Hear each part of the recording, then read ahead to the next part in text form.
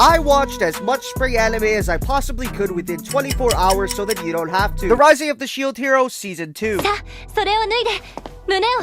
Now for me and the Gay are back for a second season. Unfortunately, the first episode to me felt very lackluster. It didn't really have much action, but it did have slaves, so that's cool, I guess. Science fell in love, so I tried to prove it. Season 2. Continuing the trend of second seasons, this one was a great watch, bringing in even more top-of-the-line comedy for us to consume. And lots of saliva. I'm not making that up, by the way. This chick is straight up crazy. Kaguya-sama, Love is War, ultra romantic. Yeah, there's not really much to say here. First episode was kinda all over the place, but that's how this series normally is. Same amazing characters, same amazing comedy, need I say more? Date Alive Season 4. Wait, what's with all these cooteries? For a first episode, this one was pretty damn wild. You got the main character collecting girls out here like they Pokemon. Andy out here catching bodies too. Wait, is that a dude? No, it's actually just Best Girl. We Can't Communicate Season 2. Unfortunately, the studio who makes this anime is really heavy on the copyright, but just take my word for it, it was a solid first episode. It picks right up where the first season left off, and that's about it. The Demon Girl Next Door Season 2. Watching this one reminded me a lot of Miss Kobayashi's Dragon Maid, but instead of dragons, this time it's demons. Who saw that coming, right guys? I don't really know much more about this show, but the ratings are decent, so check it out if you want. Now let's move away from all of the returning shows, so we can get to some of the actual newly released stuff. Tomodachi Game, my personal favorite of the season. You may hear some people compare this one to Squid Game, and in their defense, there are a few similarities such as guys with envelope, creepy dolls, and people competing to pay off a debt.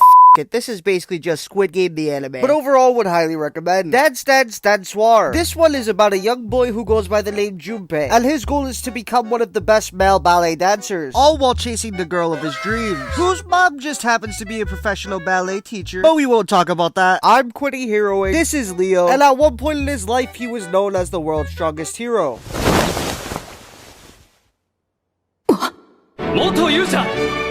After getting exiled, he decides to turn to Demon Queen Echidna and her servants. Overall, solid first episode, and I can't wait for the rest. I was 9 shows in at this point, so as I'm sure you can imagine, I was getting pretty tired of all of the anime. But the show must go on. The show goes on! Even at the cost of my own sanity. 1 like equals 1 prayer for your boy. Aharin is indecipherable. This man is out here sipping for a whole loli. Come on, man, you can do better than that. Trapped in a dating sim, middle-aged dude gets isekai, trapped in a virtual world, yada yada yada. You get the gist. By the way, the main character is an absolute chat. Skeleton Knight in another world. More isekai. This time riding the line between Overlord and Redo of Healer. The gimmick for this one isn't really anything special, and I personally don't see myself watching anything after this first episode. Love after world domination. At first glance, I thought this was going to be some regular feel-good rom-com, but it's not. It's actually just discount Power Rangers. And they all looking hella goofy too. Shikimori's not just a cutie. All these Marine Sims better step aside, cause there's a new best girl in town, and her name is Shikimori. And this right here is her boyfriend Izumi. He thinks he's just going for a light jog, but then Shikimori comes and tosses him out of the way cause Truck-kun was right there. Truck-kun is a menace. Hey mom, look, it's the side characters nobody cares about. Won't remember their names in 5 minutes. Shikimori also really loves Headpad, Spy X Family. Let me just start this out by saying, this one was easily the best show I'd seen all day. You got these 2 idiots who drive right off a bridge.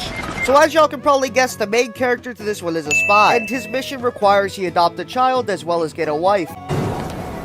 Anya, 大人でないピストル欲しい。はいはい。 Why did my man just say that so casually? Hey dad, can I have a pistol? Only if it's on sale, honey. This dude ain't winning no Parent of the Year anytime soon. Miss Sachiku and the little baby ghost. Another Dragon Maid clone, but this time with dead things. Okay, so maybe not the best choice of words, but you get the point. Anyways, this was the last show I watched for the day. I was getting really tired, and this just seemed like the perfect place to end things. So overall, we watched 16 shows, and I would say most, if not all, were good. With that being said, thank you guys so much for watching. My name is Kami Reviews, and I will see you all in the next video. Stay with me 真夜中のドアを叩き